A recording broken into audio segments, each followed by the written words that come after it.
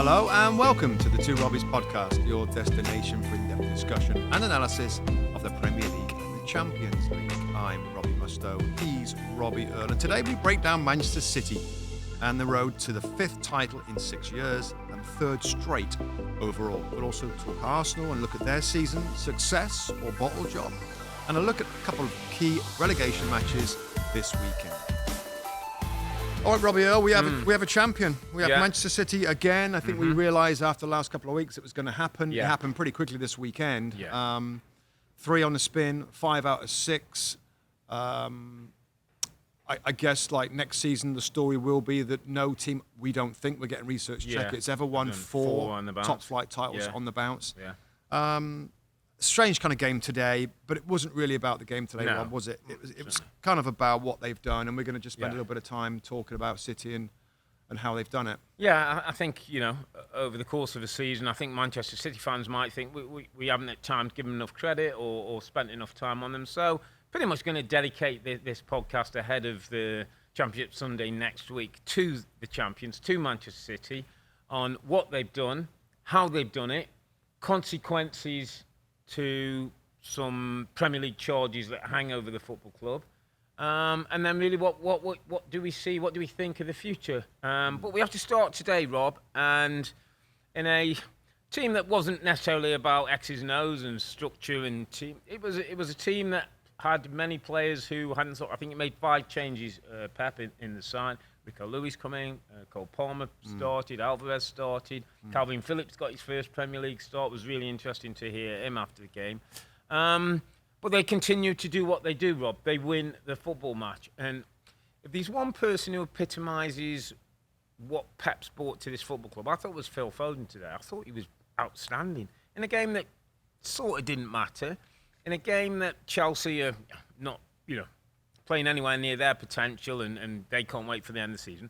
I thought Phil Foden ran, his football intelligence, his passing, his movement, his desire to get the ball back. And I said to Bex, I'm not sure if in his mind he's decided, I'm going to make it into the FA Cup final team. I want to make it into the Champions League team. But it was almost like he was extra motivated in exactly what Pep does. Whenever a change comes in their team, somebody comes in and hits the ground running and plays 100 miles an hour. Yeah, but it's not just him, was it? It was so many others that have come into the side that are not part of the first 11, the probable best first 11. Yeah. Julian Alvarez, Rob, was a player that I thought about. He comes on and scores a goal. Or he starts the game, scores a goal, looks bright, looks sharp, can play up front, can play in different spots. And I don't know whether it's the same situation with Phil Foden, but I'm sat there looking at him thinking he's such a good Premier League forward with experience, with a blooming World Cup champion. Does he get fed up? And does Phil Foden get fed up? Yeah. And does some of the other players? I know that they're rotated so often that maybe they feel like they're still going to play a lot of minutes and they're still got a chance to be a regular, one of his favourites, if you like. Because Jack Grealish is now one of those. Another player, Walker's been in there. And now he's out a little bit. So as long as Pep keeps those thoughts in the players' heads, then maybe they're happy to stay on. But Alvarez, does he start to get fed up of being on the bench all the time? It's a really good question, and I think Beck's sort of touched somewhere on it today in terms of, do they get fed up? I think because of the success, because of Pep said this week, there's something special in that happening at this football club. I don't think, Rob, you want to kind of cause a problem. Because Cancelo was a bit of an issue. Guess what? Out at the football club. Off you pop. If you don't like it, if you don't like Raheem Sterling. Yeah, Raheem Sterling started to think, and off you pop. I've talked about the Pep poke. He'll give you a little poke if he needs to, just to keep you on your toes. And the other thing that I saw today that was really interesting, so Manchester City, when they won the title, all the ancillary staff, there must have maybe been 100-odd people, as well as players, who got medals, who were part of the celebration. I thought it was really well done. There was a time when Pep went down the line with every player, and every person, and not necessarily players. And it was one of those where I saw him a couple of times, and I thought, everybody he looks at looks like they're special. He treats them as though everybody was special. And that's a gift, by the way. But also the other side of it, they're there waiting for the flipping the man to come and get their hug or their high five or whatever. Yeah. So I think it works the other way as well. And I think everybody at that club realised by him, this is a special guy. Yeah. But that special thing is important because I think as a player, Rob, we all love to play for managers who make you feel good and special and appreciate. Robbie, they're going to make the runs forward, but you're going to hold in there, and I'll do my job. They say, my gaffer would say to me sometimes, sit in, do us a good job in midfield. We don't need you bomb forward. As long as you do that and you win, you think the boss has got my back. I think Pep's brilliant at that with players because you're right. These are top-class international players who go to any other team in the Premier League and they're starters. So he's got to have a way of making sure everybody stays motivated, even when you don't get many minutes. And Calvin Phillips was a really interesting one as well. He talked about how low in confidence he was, probably the lowest he's been in his career, being out of the team. He's played at Leeds, he's the main man, he's an England international. Yet he's come to a football club where he's had to earn his stripes. Pep said he couldn't really play in that midfield role, which is kind of true, but fair play to the player and Pep. He's got other attributes, and they've been incredibly important. He won't ever come inside and be a great playmaker like we've seen Trent at Liverpool now, or John Stones, or other players. But he can still be a very useful with his pace. He's all against Real Madrid. I think when you look at from today, Rob, moving it kind of on a little bit. We saw the bench. It is a crazy. It was a crazy bench, isn't it? Because most of the most important strongest bench in Premier League history. And there's a good time to rest them. They've got games coming up. Yeah. They've got midweek games coming up, so it's a really good time to rest them. If you look at the whole squad, I think it's obviously the core of the main first 11. Yeah. You've got the Alvarez's and the Fodens at the moment, and other players that are on the periphery. Then you've still got the little local players. Yeah. And I think there was a tweet today that I read while the game was going on about. I think there was a number of players. 2 or 3, was it 3 or 4 that grew up in the area? Cole Palmer, Phil Foden, Foden and Rico Lewis, That's and then it. there was one on the bench. Yeah, and, I mean, from the academy, mate. It's not just about. Listen, we know it's about money, and we'll touch it a little later. But it's not all about the money. No. And they have developed, and they have spent actually pretty. I'm thinking of Akanji. Like they've spent not huge money on good players and made them better. But the academy and developing their own. So that's a really important part of it. And nobody wants to, it's not. It gets a little bit ignored because of other things that overpower the story. Millions that they spend and all that. So there's 3 parts of the squad, and he never has a big squad. And that squad, for the most part, stays fit, which is another part of incredible how. What's he got injuries now? 1. Yeah. So it's. But it's also interesting. It's a really good point that. He allows space for those academies. Well, you can have a great academy, but nobody's getting in. Yeah, he always allows space. He in his allows space for his squad. Same with Barcelona. I remember. There's a step. And those academy players and the academy staff know if you're performing at a decent level, you'll get a first team opportunity. Right. Let's cut to how this happened for them. Right. Okay. Where did it change? Just because there was a moment in time where I'm like, Arsenal going to win this. Yeah. City didn't look quite on it. Now we can target around the World Cup phase. World Cup change, the other day I thought about Rob as a potential moment where things change is when Rico Lewis did a great job coming into midfield, and we all raved about him. Then there was a period where they had a few bad results, and Rico Lewis looked like he struggled a little bit. Remember that little period? Yeah. I feel that's the time when Pep put in Nathan Ake regularly, and it went to this 4 centre backs plus Rodri. Yeah. It went to 4 centre backs with Akanji, Ake, Diaz, Stones. Stones obviously doing that job into there, but he went from Cancelo or Rico Lewis to a back 4 of centre backs, and I'm thought from that moment I think their results were great. We talked about, or I certainly mentioned the balance and how I liked it a lot more that there's more defensive-minded players out there. Yeah. I thought that was one moment when it was not Rico Lewis's fault. No, I just remember a few bad results. Maybe he got caught on the ball at one point. They're trying to play out. And Pep changed that, and he went with more defensive physicality. And I think that's where they haven't looked back. I'll pinpoint the game where I think we were 2-0 down against Spurs. 1-4-2 in the end. Was that one? Day when he also called them out the flowers, and we weren't men. I thought that was a pivotal day when Pep did his poke and let the players know and let the fans know. Don't expect anything unless we get back to what we are. I thought it was a big moment.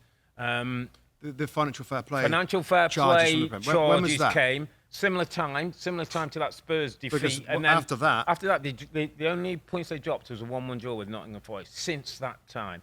But the financial fair play was an interesting, and we will talk about that as we get to the end of the podcast because it is part of the story of Manchester City. But he used that, Rob, for the biggest siege mentality he could ever do. I also remember him saying, I have been told from the people upstairs, everything is fine, I am here. And it was like, right, I'm here, we're going to get on with business, and we're going to go and show people what they do. Because everybody at the time was talking about, oh, could this be the end of Pep? Might this be the way he gets out the back door and far from it in some respects? It's almost like spurred them on, Rob, to prove a point. So, I think that's a lot of those moments around the same time when they went on a run. Yeah. And I think, the ability now of season after season of discovering their best form for the last few months is like crazy, isn't it? Where others run out of steam. They go on with so much power and success. But why is that, Rob? I was trying to think about it. I think I know why it is. I was trying to think about it today. Well, I think it's to do with the quality of the squad, and it's the continued rotation. It's the continued rotation. Ruben Diaz didn't play a ton first half of the season. I don't know whether he had it. I think he might have had an injury problem. But certain players seem to come into the side for this last 2 or 3 months. He's one of them. Yeah. And it's like they get players ready. Like almost Pep's strategy is, we know this league, I know it really well now. Yeah. It's hard to be strong late. And others, not always, Liverpool did it, of course. And Liverpool almost pushed them. They pushed them right to the end. But City's flipping the last 10, 12 games is usually like they win every one. Yeah. And don't you think it's to do with the way that through the season, we always say about his team, gosh, change it again. There's 2 or 3 changes every single week where certain players get rotated out. And maybe that's why there's very few injuries. And that's why at the back end of the season, they're primed, ready to go. I mean, it's crazy, Rob, how they find their best stuff when they really need it. Yeah, and it's a good point to make. And you talk about rotation. I think it's to do with the quality of the rotation, because I think other teams could rotate, but the problem is Arsenal we rotate. We haven't got that depth. No. Liverpool haven't really got, in certain areas, the depth to rotate in the way that City can. That sets them apart. Yeah. So Liverpool exhausted themselves last year. And some Liverpool fans might say, you know what, we just couldn't find it this season until recently. They've obviously got better. But that's an Arsenal. Like when Arsenal were playing so well, they were flat out to stay with City, and they went behind in many games and came back and won it. And it was the same team, the same lineup, and Salah, but the whole team could go through the side. And of course they missed a couple of players. And they run out of steam late, where Pep's teams didn't, because everybody gets rested on the way. How though, Rob? They still win. I agree with the rotation and all that. How? And I think I have the answer. I don't know if we'll be on the same place. How does he keep that hunger and drive and desire? These are all multimillionaires. Many have won 3, 4, 5 Premier League titles now and domestic cups, and will be in a Champions League final and all these things.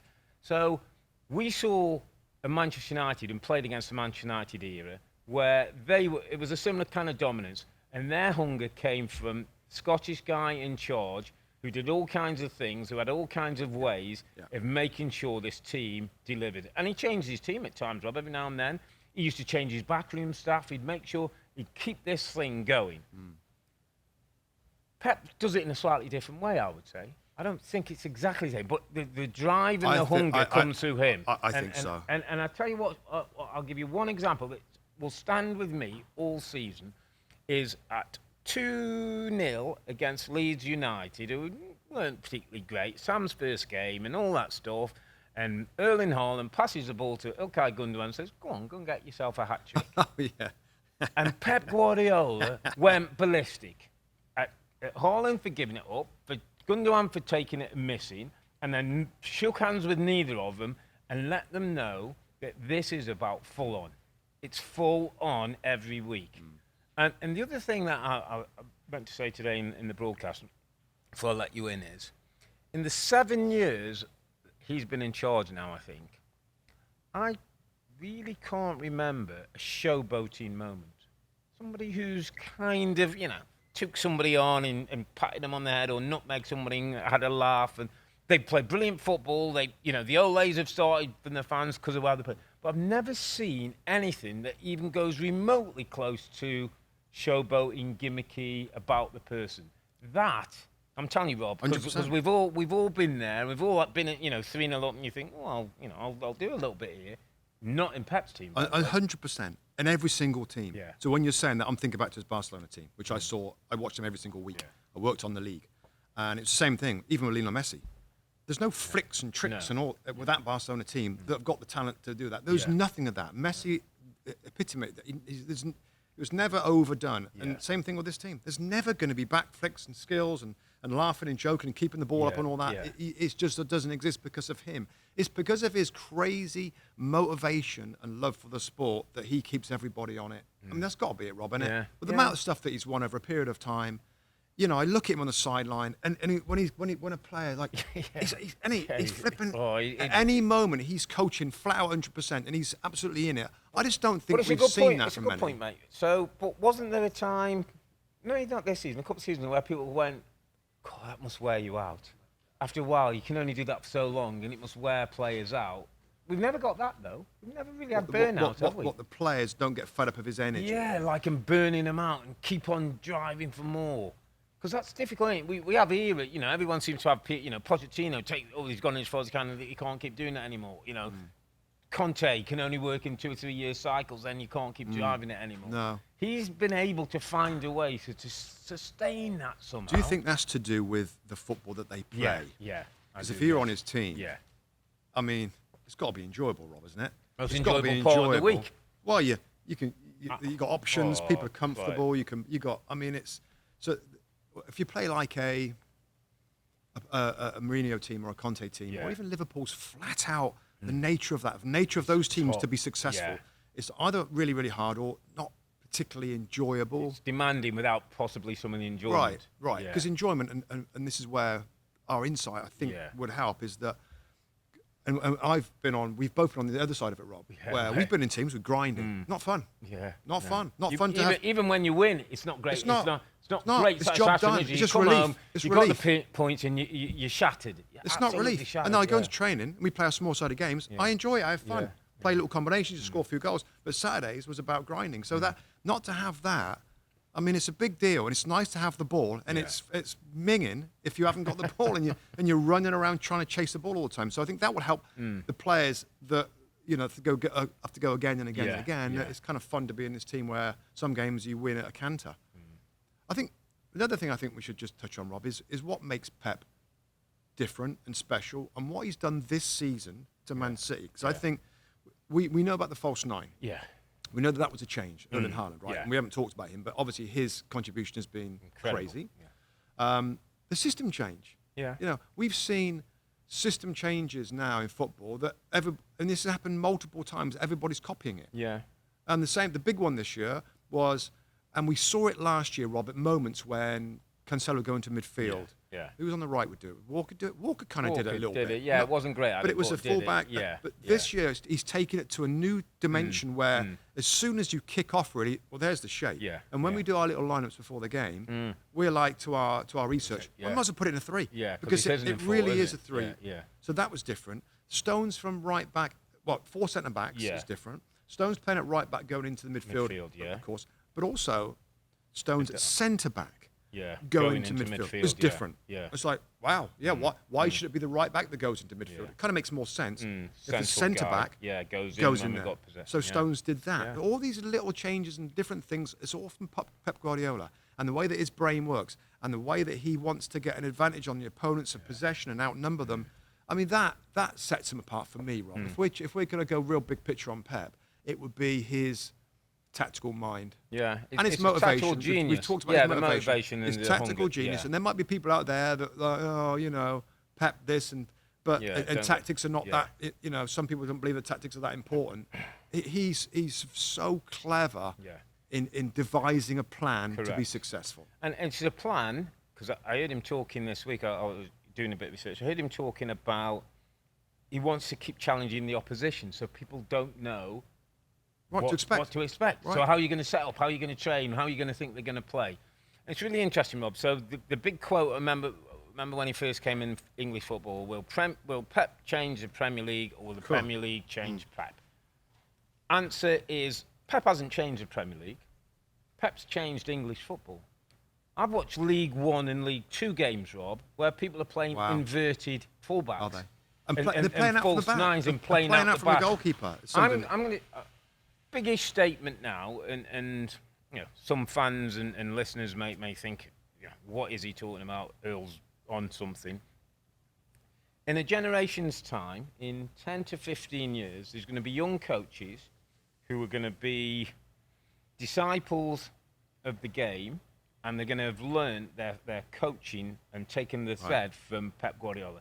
Just like Johan Cruyff was talked about, just like Bielsa is held in great regard by people from the South American region, and you know, maybe some of the great Italian coaches. Pep Guardiola has given Sacchi would be Sacchi one. would be one with The that 4-4-2 4-4-2 and the setup in his Milan teams.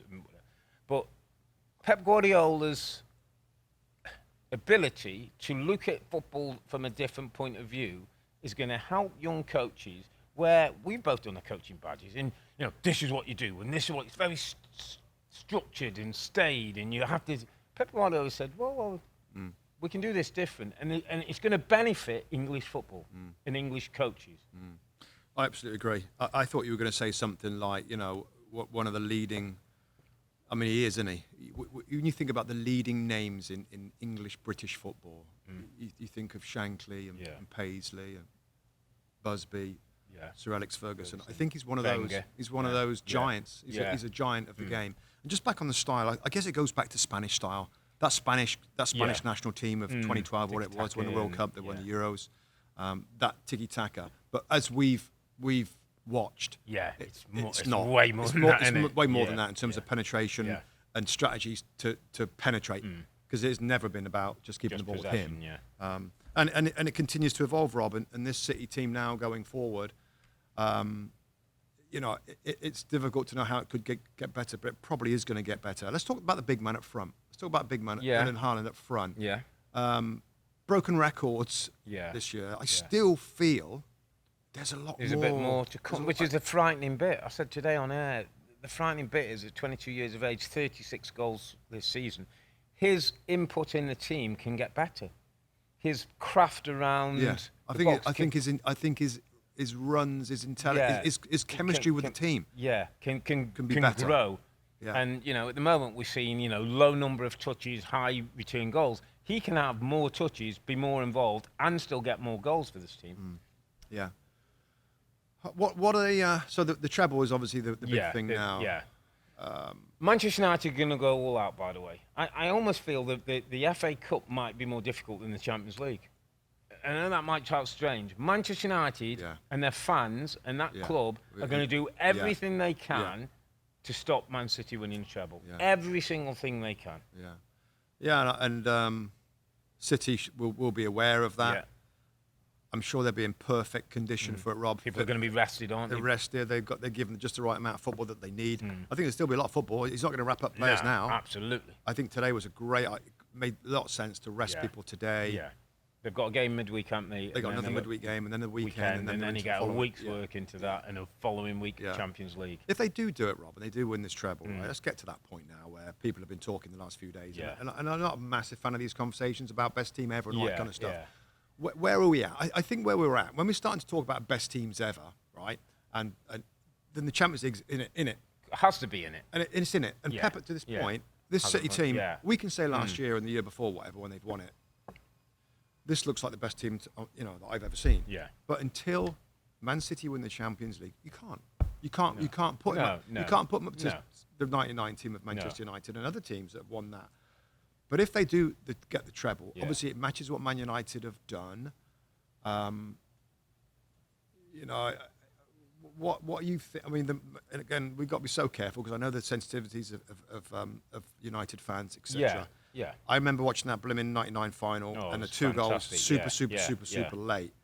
I feel like, right, and I'll say it, that City are doing it more dominantly than. Can do it in a different way, in a more appealing way. There's so much to admire about what United did, and again, we played against that United many team, times. so we know about them, Rob, and I we knew love that team. Is they didn't know when they're beaten. That's the drive of the manager that won them that game.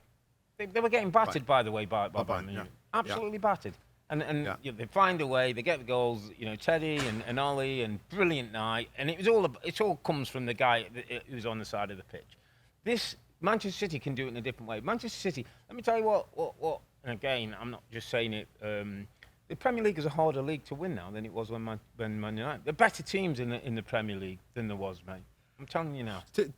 Difficult. I know it's difficult to say, but the lower teams in the Premier League are nowhere near the quality of the teams we've got now. Yeah, because of the money available. The money, the quality of player, the coaches. Yeah. It's harder to get that. And that doesn't demean that Manchester United did what they had to do at that time and were brilliant. We're absolutely I just brilliant. can't remember that United team, and we played against them a ton.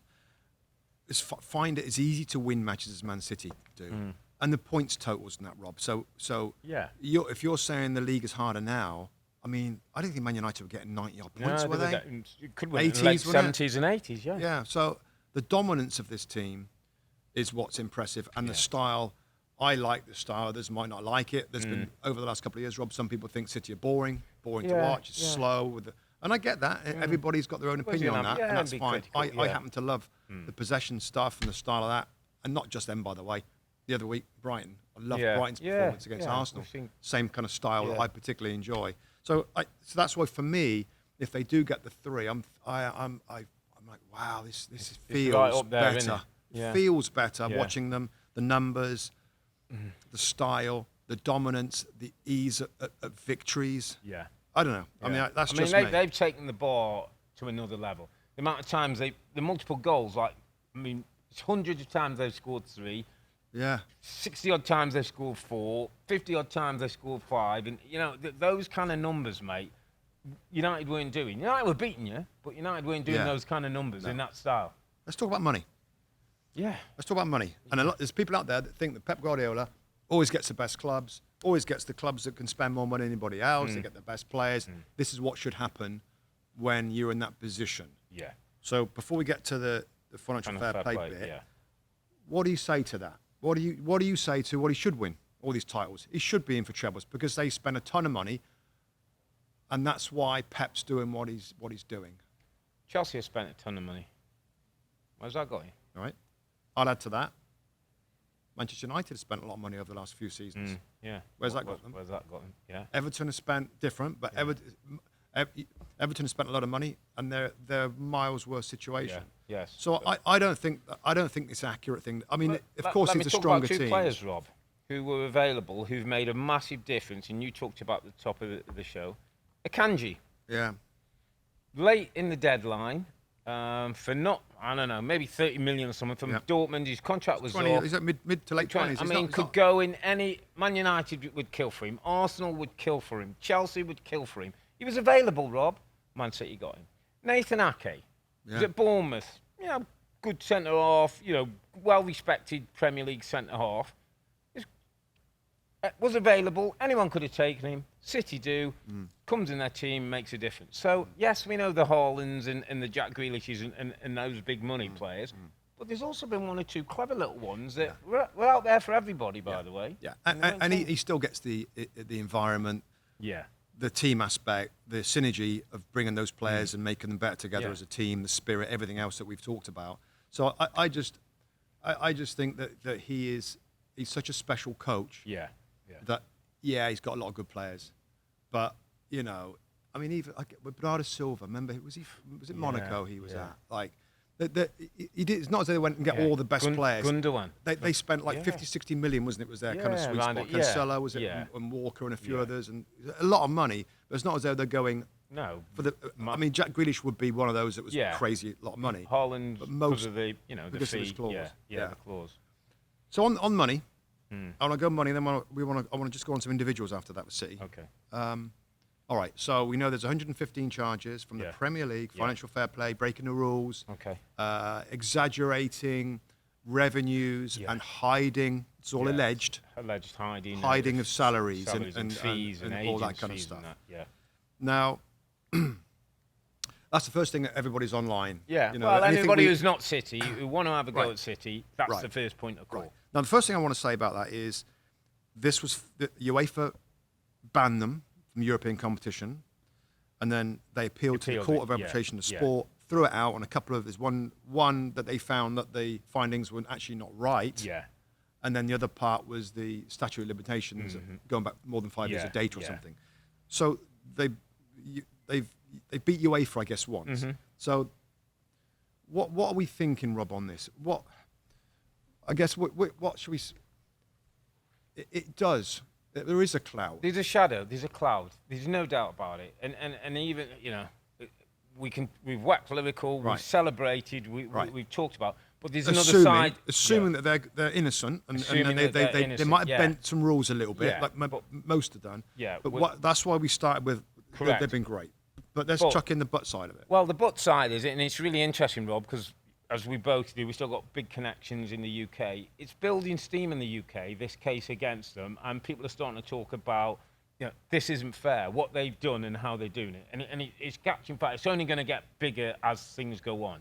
Now, when you've got 115 charges, Rob, and every one of them has got to be exhausted to the nth degree to be proved or disproved. They're over a long period of time, by the way. We're talking lots of seasons. Yeah, over lots of seasons. Yeah, but this could be 3, 4, 5 years before we know the outcome. Why does it take so long then? Because every single charge has to be examined to the minute last part before that we can make decisions. We've got 112, 115, over 100. Yeah. There's a lot of talking and a lot to do between. So by the time this is done, Pep may be well gone.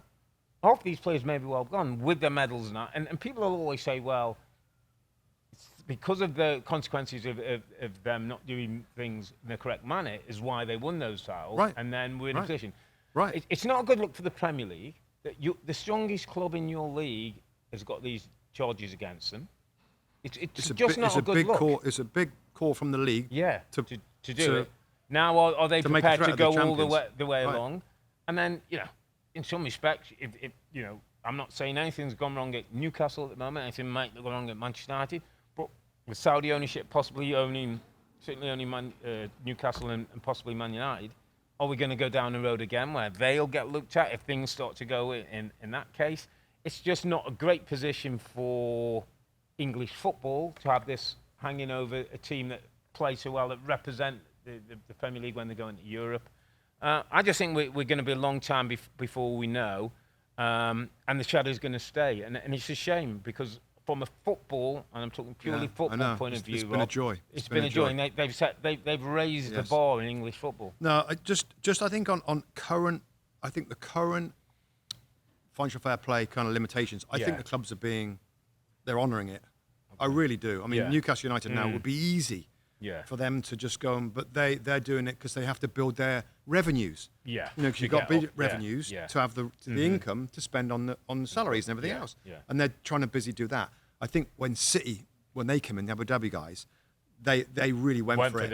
And they took, and their revenues went, something I read this morning, Rob, their revenues went from something like, I don't know what the numbers are, I shouldn't really say the numbers, but like 10 times in like 18 months. Yeah. Just from revenue of Man City, I think it's pre-2009 or something, their revenues were here. Yeah. Then about 2 or 3 years later, that normal. Robinho, it's kind of not normal. It's kind of not normal for your club to generate. Yeah. And fair play, if their commercial side have done it legally, and this is what we're trying to get to. But there's a lot there. Yeah. And there's a lot there. And you know me, Rob, and how I love this team and how it plays. Yeah. It's still there for me. Yeah, until that gets cleared up and they can be exonerated of those charges, then I'm thinking about it. In a way, Rob, and I know Pep Guardiola, and I'm not sure that the sometimes didn't do any interviews after today's game. Now, I don't know if that's because he was so into his team, so into his staff, but it also could be because he isn't quite happy with. If you're Pep, by the way, Rob, it's got to be affecting you a little bit. Because it's like the whisper, oh, there's Pep, they're City. Yeah, but they cheated. Oh, they're fanatic. Yeah, he's probably fed up with it. Yeah. Because remember he said to in that interview, he said, I believe them. Yeah. They told me 100%. If it's a lie, that's right. I'm out. Yeah, he's out. And he's been told. But it's like the whispering campaign, isn't it? Oh, there's that Pep, nudge. You remember them? They haven't done it properly. That must affect him a little bit. Just finalising on that, Rob. If they are found guilty, can you imagine the consequences of that, and of titles and other teams being affected? Liverpool, it should be our title. Arsenal this time around, and play teams they've played, teams who've got relegated. I know. So it's an incredibly important investigation. Yeah. You know, and fight between the Premier League and the football club. They've just said up there that they're ready to start working on it.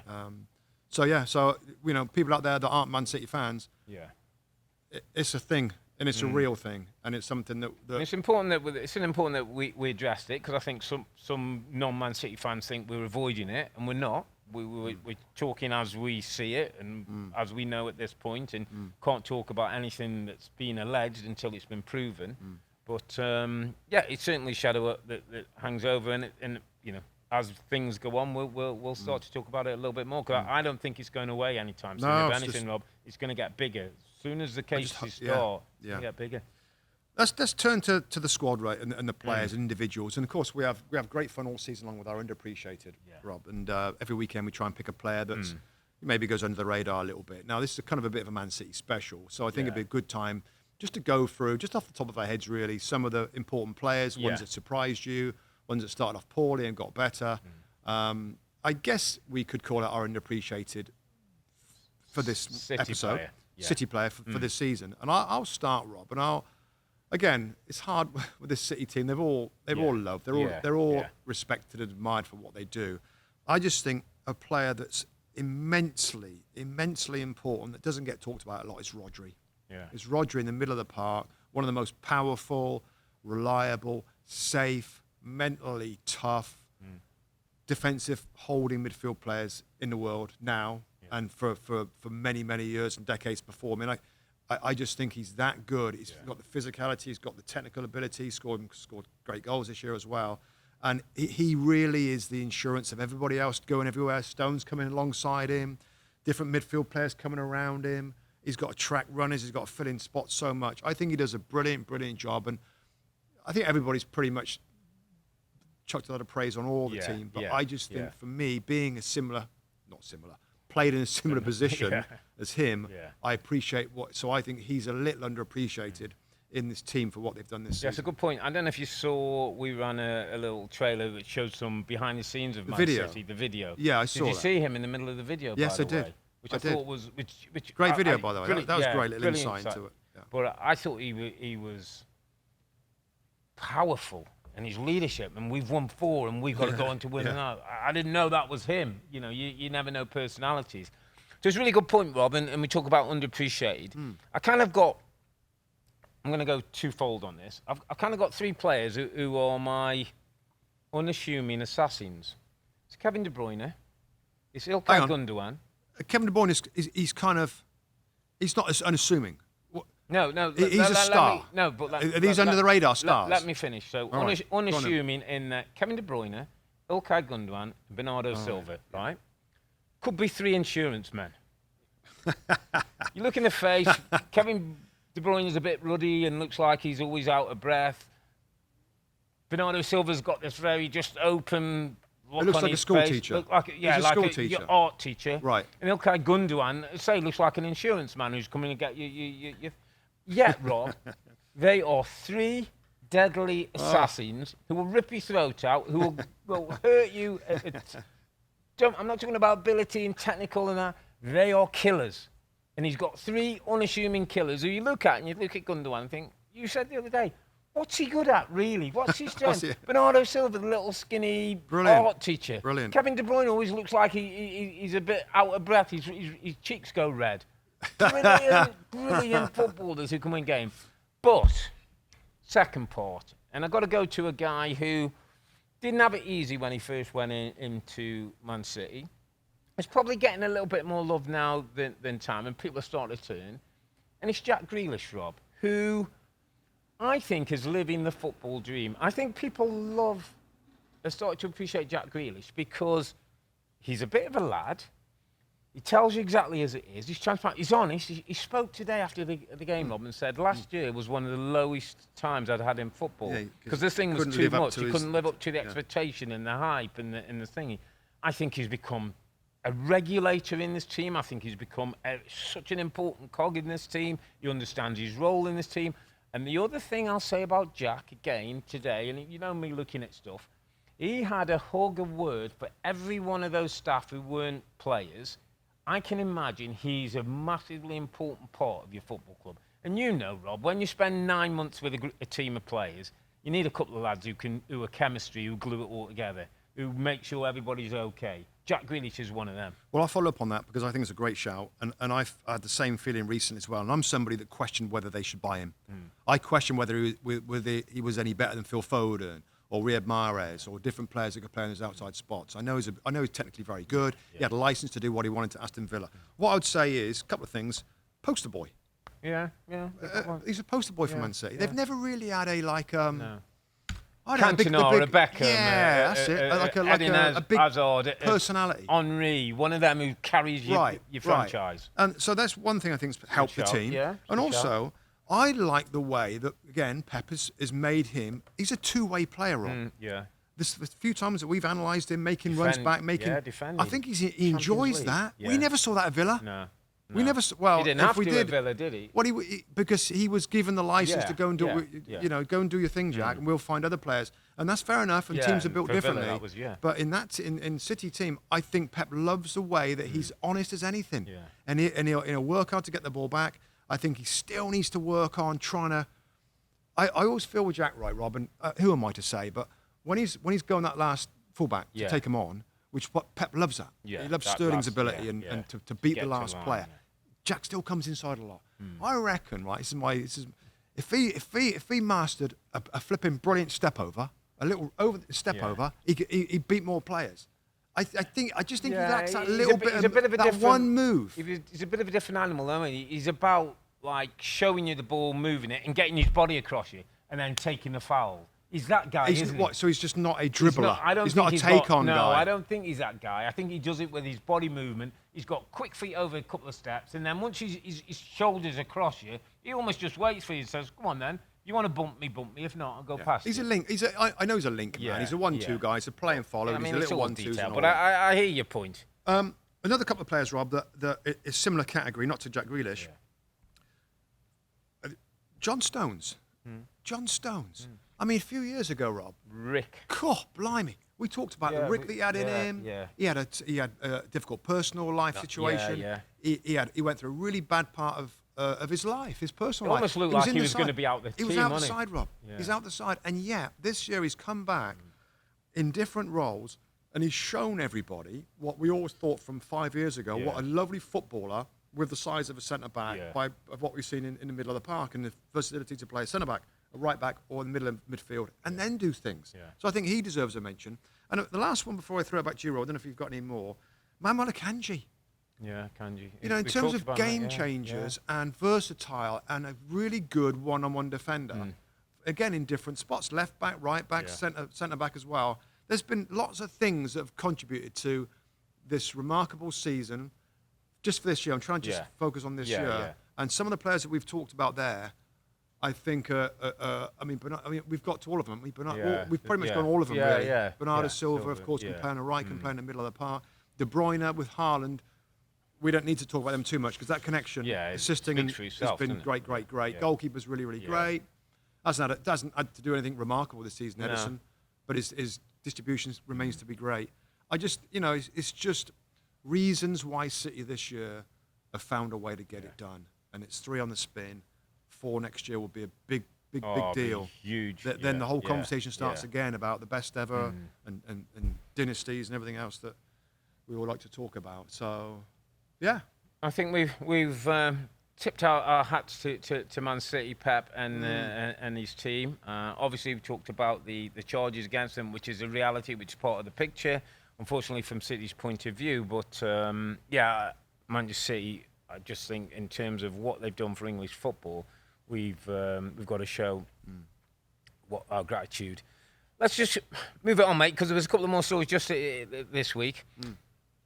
Arsenal got beat at Nottingham Forest, 1-0 at the City Ground. City Ground was absolutely jumping. Our friend Tyrone Awani gets another goal. Gibbs White with another assist. A little bit underappreciated, Awani. Yeah. A little bit underappreciated, he is. Gibbs White. Love him. Underappreciated. Liking him more and more and more. Yeah. Growing into mature player. Spirit, personality. And just his reaction after the game, Rob, he went to the floor in tears. You can see what it means to him to be a Premier League player. That's what I want Leicester players to look like, Rob. When things, I don't want to see them. Yeah. Oh, I'll get a move. But let's concentrate a little bit on Arsenal. You know, people were talking about, it was their one chance. They weren't going to win the title now, but it was the one chance to keep it alive. It didn't hand it to Man City without playing. It's about finishing the season in the right way. It's about, for me, Rob, this game and the last 2 games for Arsenal was about giving me hope next season they can come again. The more I see them, the more I'm losing hope that they are going to be able to come again. Now, I know they're going through, it's a tough time. Some players have been broken. Some players are nowhere near their capacity. I thought the manager threw in the system that totally, disarmed the team and didn't really understand it. I was just I've been a little disappointed in Arsenal when they've thrilled me for so much of the season, and I've loved them, and I still love what's been done, but I've just been disappointed in the end. What is it? They've got 8 points from the last 24 points, when Man City have got 24 points from the last 24 available. That's why one wins the title. That's why one's going to finish second. Same as you, Rob. I'm disappointed. I said it a couple of times on here that don't let it be a blip. Those draws and stuff that took it away from a little bit, and then get back to normal and finish strongly. Haven't done it. No, haven't done it. And I, run out of steam. It kind of felt like a collapse. Yeah, it's feeling like a collapse. Now there's reasons for it. Maybe that the same guys have to keep going and going and going and going. They faltered. They fell behind. And now they don't. The last couple of weeks, they believe they can't do it. Yeah. I looked at this game and I thought Arsenal have just give up. They've chucked it. And they know they can't catch City. Yeah. And the mojo's gone from their football. Their front players that were often so bright, even Bukayo Saka was quieter, and they've lost their little motivation, which I talk about, Rob, all the time. That takes their performances to nearly 100%. They're back because they're not going for it. Yeah. So it's a combination of factors, but it is disappointing. I think Arteta said this is hurtful, painful, didn't he? Or something. We've got a lot of healing to do. But you have got to step back and see where they're going to finish. The nearest challenges to Man City. Yeah. These young players will learn a lot, Rob, of experience this whole run of what it felt like. Yeah. What it felt like to be challenging, to be top of that Premier League title. What it felt like to be tired, to be struggling. What it felt like when the pressure came on and they just lost their way with a couple of players that got injured.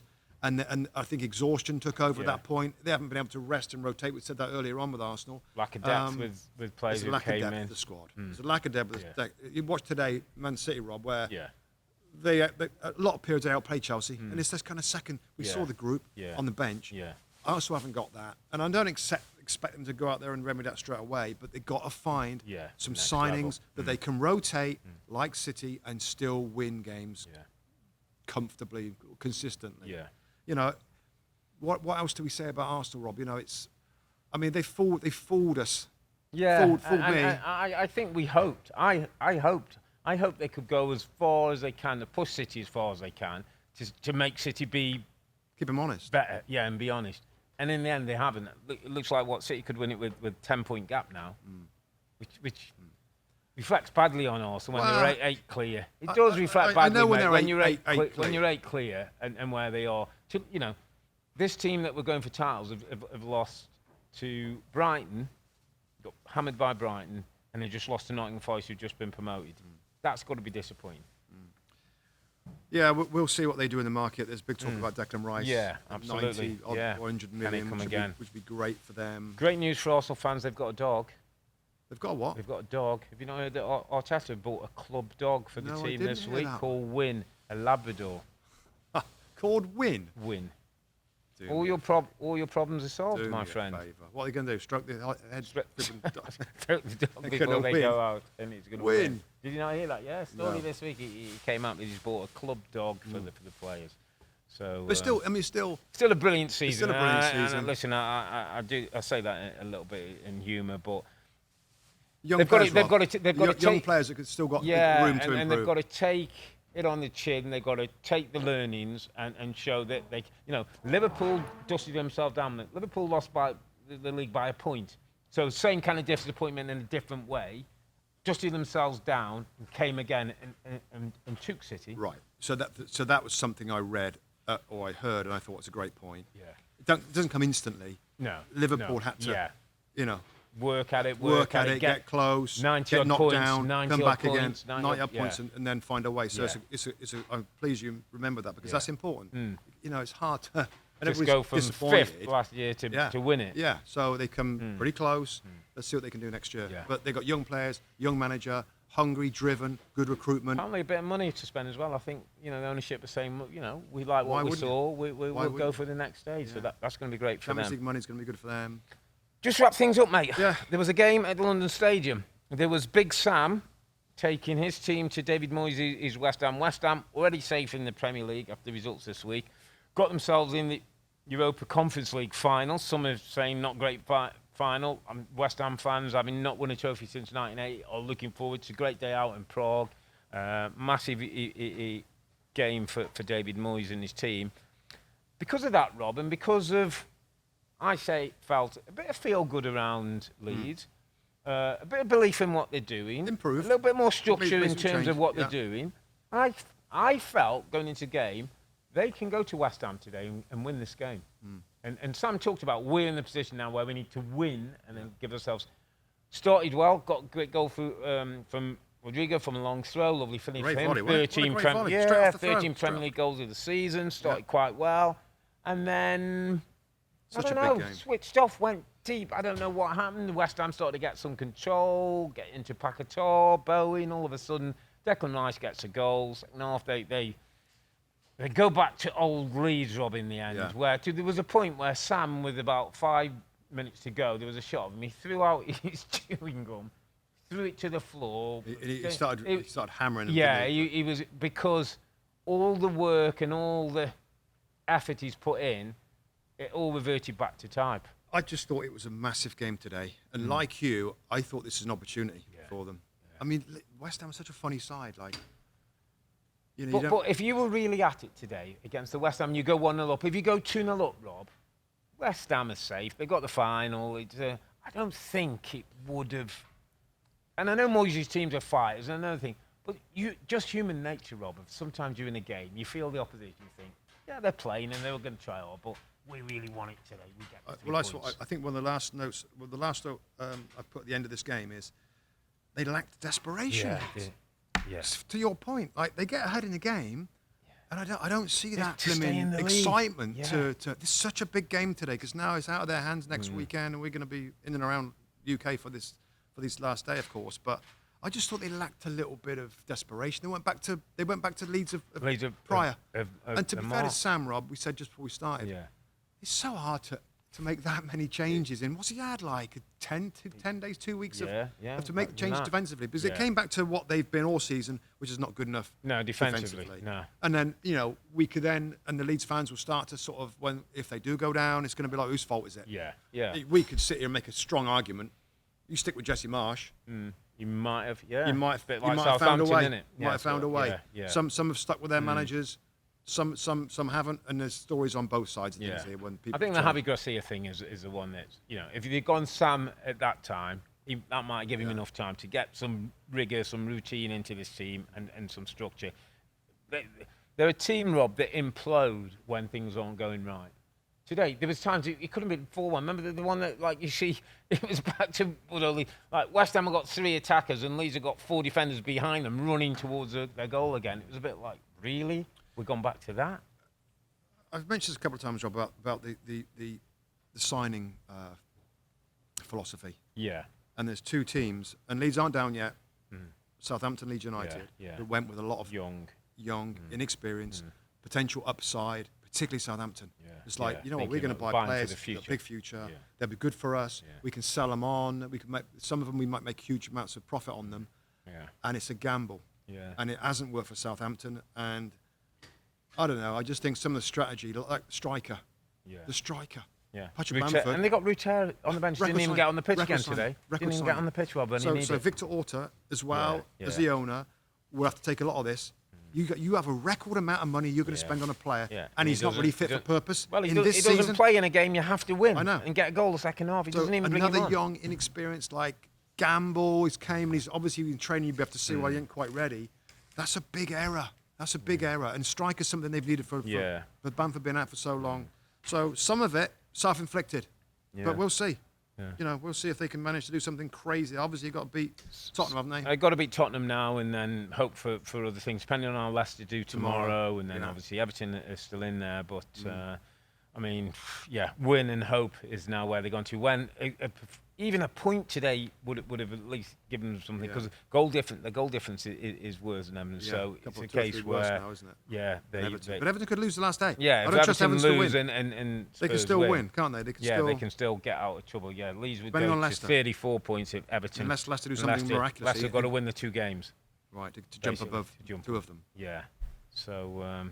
it's all on, my friend. Yeah. It is all on. Listen, let's wrap it up on a week that Manchester City finished top of the table again. 5 titles in the last 6, 3 in succession. It's pretty much perfection from Pep. We'll be back next Sunday. That's Championship Sunday, when we'll review the end of the season and discuss which of those 3 big teams we've talked about in relegation trouble will be playing Championship football next season. But for now, I'm Earle. He's Mustoe, together with the 2 Robbies. Thanks for watching and listening. Be safe. Stay healthy. Well done to Manchester City. It's a good night from me. And it's good night from him. Good night.